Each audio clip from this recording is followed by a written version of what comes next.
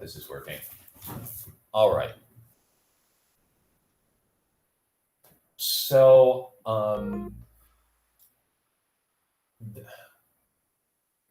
this is going to be a very,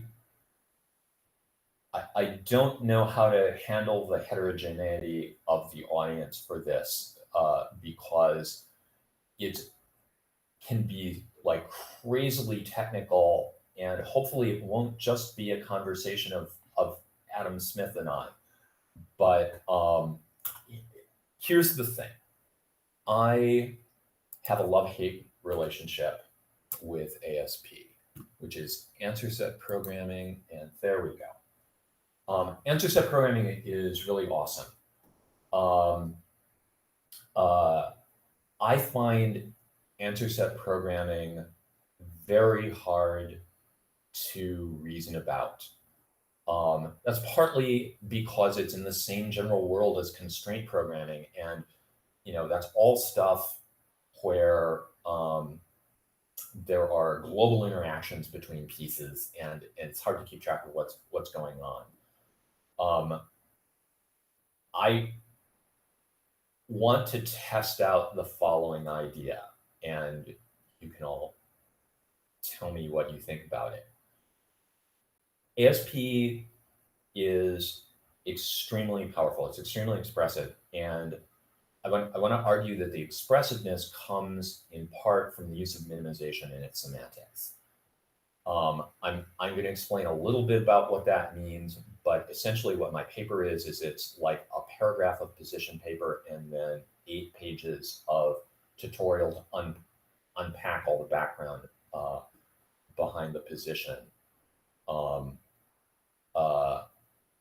So I want to argue that its power comes from one thing, which is minimization, and that its difficulty comes from a different thing, which is non-monotonicity, and that those things are separable.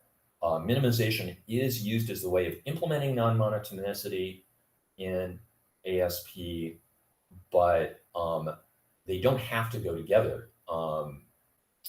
So I'd like to argue that we should look at logics that are monotonic, but that do support controlled versions of minimization. All right, so that's kind of the big argument of the paper.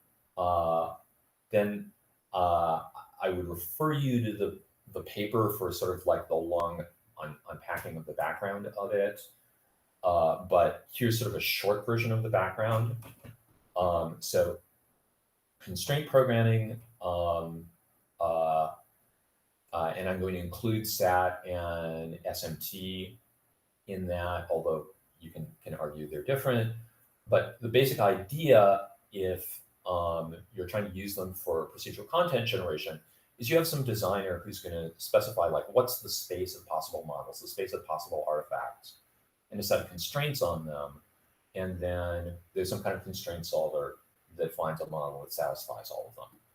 And so examples of that, this is an example that's kind of the first example that students see of it in a class I have on sort of declarative PCG for non-programmers.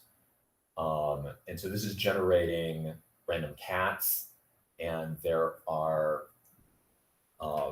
things that tell you about kinds of cats. There are things that tell you about possible attributes of them. And then there are constraints that give you linkages between those things, relations that have to hold between those different choices that get made. Here's a more complicated version. This is a fragment from a Fiasco setup generator. So we have a couple of kinds of characters. Characters all have to be in relationships with 2 other characters, but not with themselves. We have different kinds of relationships, but the relationships can only be between certain kinds of characters, etc. Okay, so answer set programming, and let me say, please feel free to just interrupt with questions, because this partly this is just intended to start a discussion. Partly there is sort of a lot of technical background here. Answer set Prolog is a very expressive logic programming language. It was developed as an outgrowth of people trying to work through the semantics of negation by failure in Prolog. But in the process, they sort of met up with the people who were working on sort of more general non-monotonic reasoning, default reasoning, epistemic reasoning, the frame problem, things like that. And I think it's worth pointing out that these kinds of things are not things that are sort of front of mind when you're thinking about most procedural content generation problems. There's a lot of the structure of ASP comes from it trying to solve those kinds of problems, but you don't necessarily have to have those kinds of features in your language in order to do expressive declarative procedural content generation. In any case, because it's trying to model things like negation and failure in logic programming languages, I would argue it's trying to model something that's closer to entailment, that is inference, than dissatisfaction. So entailment being what things are true in all possible models, as opposed to satisfaction is about what things are possible, what things are models of a given theory. But it is like a constraint solver in that in the end, its output is some set of models.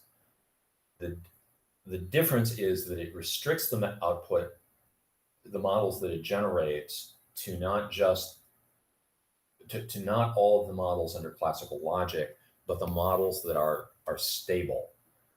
And to kind of a first approximation, a stable model is a model under sort of normal classical logic that also would not involve any circular reasoning in order to justify it. There are multiple more technical definitions of it, and Lifshitz actually has a paper called like 12 different definitions of stable models or something like that, where he talks about all these very different formalisms all end up giving you this same kind of, all end up being largely equivalent. And so in the end, it gets implemented using a SAT solver, but after running the SAT solver, it then does a dependency analysis of it. So far as I know, all of the SAT-based ASP solvers specifically use CDCL because you need to have a dependency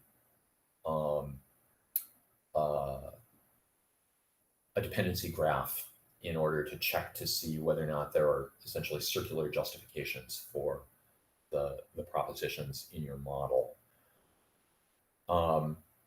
And so what you end up with is something that in a certain sense is more expressive than first order logic. And what I mean by that is it's strong enough to express the transitive closure of a relation, which you can't do in first order logic. There's no way to formalize what it means for one relation to be the transitive closure of another relation that isn't going to allow degenerate models that aren't the models you're looking for. It will include the transitive closure, but it will include other models too. There's some fine print in there that we can talk about if you want. So there are a bunch of things for which ASP is a much better solution than most SAT or SMT solvers. And there are a bunch of things for which it's the only solution. All right. So I have a slide here on why first order logic can't express transitive closure that I'm happy to go through if people want. Well, the big thing is that transitive closure is the smallest relation that's transitive and that contains the thing it's the closure of. And in first order logic, it's easy to express containing the relation and transitivity, but first order logic doesn't give you a way of expressing that R star is specifically the smallest such relationship, the small such relation. And so you end up with degenerate models. So, but ASP does give you a way of representing that because the notion of a stable model integrates into it a notion of minimality. A model is stable if it's a model, but also there aren't smaller models that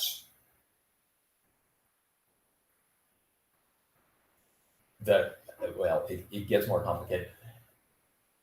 There's a minimality criterion in it. Sorry, I'm trying to say enough, not say too much, and also not get too bogged down. I have always felt ASP was hard to reason about. I don't think of that as being a controversial claim, but I guess maybe it is. I guess the kind of anecdotal example I would give. I would just say in general, when I've taught ASP and Prolog and constraint programming in the same class, it's always ASP that's the hardest for students. And the anecdotal example I would give is that there was once a point where a game AI grad student and two PL grad students, one of whom was doing an SMT thesis, spent half an hour trying to figure out why a particular 12-line ASP program wasn't satisfiable. And it wasn't that we couldn't solve the problem we were trying to solve. We could come up with other programs that solved the task the 12-line program was trying to solve and worked fine, but we were never able to figure out why this program that looked like it should be equivalent to the other programs obviously wasn't equivalent.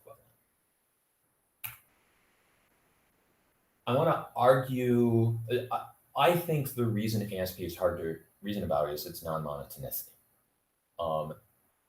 If you have a monotonic logic, then something's a model if it's a model of all the individual constraints that you have. And so that gives you a kind of easy way of trying to debug things. If you're missing a model, then it must violate one of your constraints, and you look for the constraint that it violates. If you have models that shouldn't be models, then you can easily add constraints to rule them out.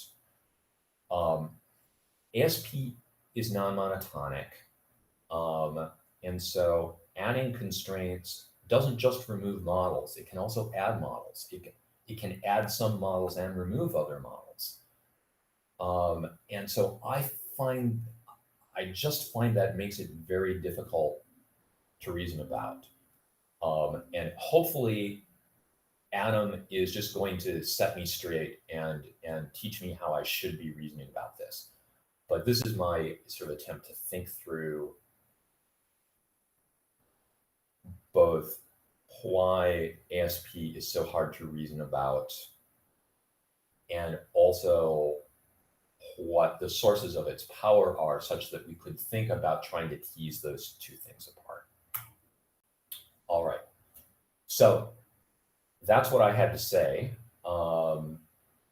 And I'm curious both how many people in this group know anything about ASP at all, and have opinions one way or the other, and also what actually both Adams and also Chris sort of have to say about setting me straight on this.